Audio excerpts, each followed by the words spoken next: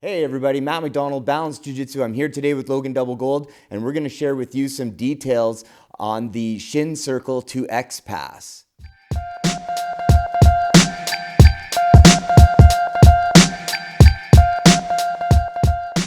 All right, thanks for joining us. If you're new to this channel, hit that subscribe button and don't forget to ring that notification bell. That way you don't miss out on any of the techniques or any of the other content that we're going to provide for you on this channel. Earlier, I mentioned that we were going to be looking at the Shin Circle to the X Pass. So I'll show it to you one time in real time, and then we'll look at the details.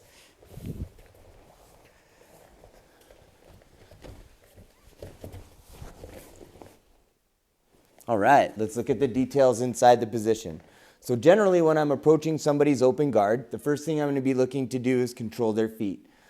Logan, knowing that, when he sees my hands reaching out, he's circling and trying to avoid that by hiding his feet behind my knees with his butterfly hooks. The first thing I want to look to do is lower my hips and turn my knees in. I want to do that because it's possible that Logan might be looking for a double ankle sweep where he wants to open up my knees and then launch me backwards. So we just want to make sure when he puts his butterfly hooks in, my hips are low and I'm turning my knees in. That's going to make it harder for him to turn them out. The next thing I want to do is push my knee into his shin so that I can get his heel to his hips. Then I'm going to give myself a very quick heel kick to the butt, and then I'm going to be circling over the axis of his shin so that I can get in between his legs.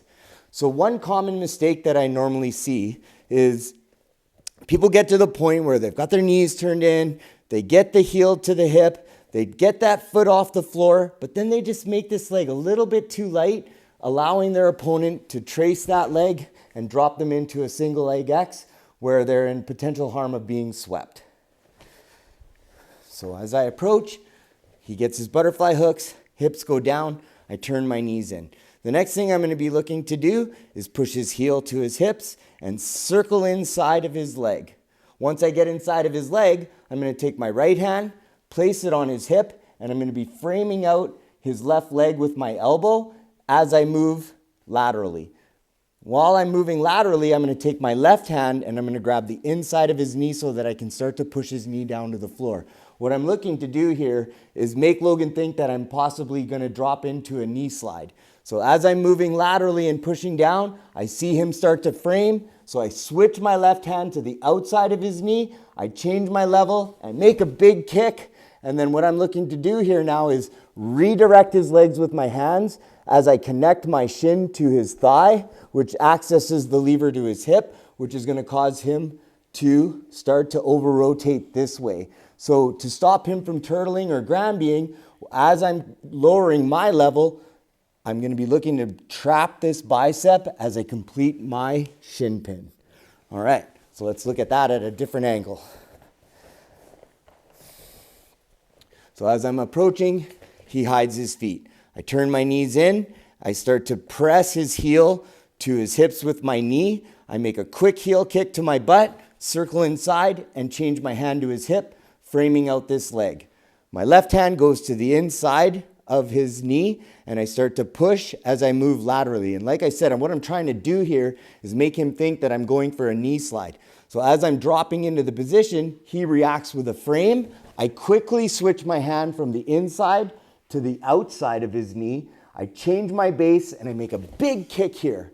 Then I'm redirecting his legs with my hand. I connect my shin to his thigh, and as I'm redirecting him, I make sure he doesn't over-rotate by trapping this bicep and completing this shin pin. And generally, when I've stabilized the position, I'm going to be able to start to look to either get to side control, possibly the mount, possibly the back. It would depend on what he's doing to defend after the initial pass. So we'll turn it around so you can see the leg work. So I'm starting to look to control. He gets his butterfly hooks in. I turn my knees in. Then I drive my knee to get his heel to his hip.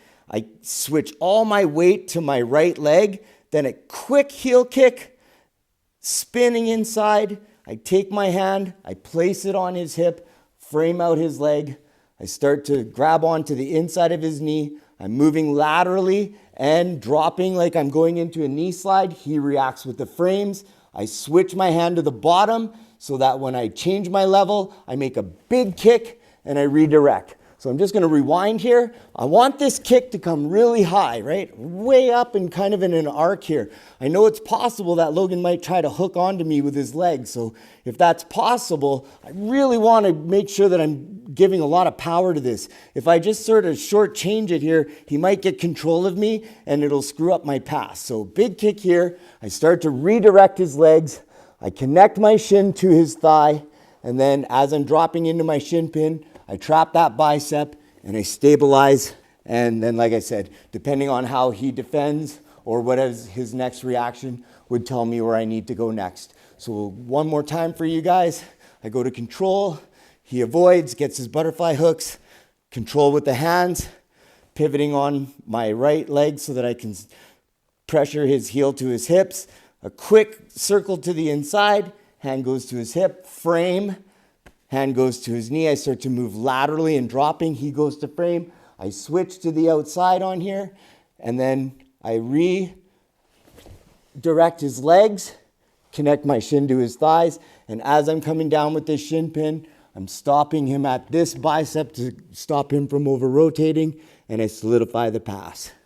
So if you found any value in that, hit the like button, comment if you want us to show you anything. Otherwise, thanks so much for coming, everybody, and we'll see you in the next video.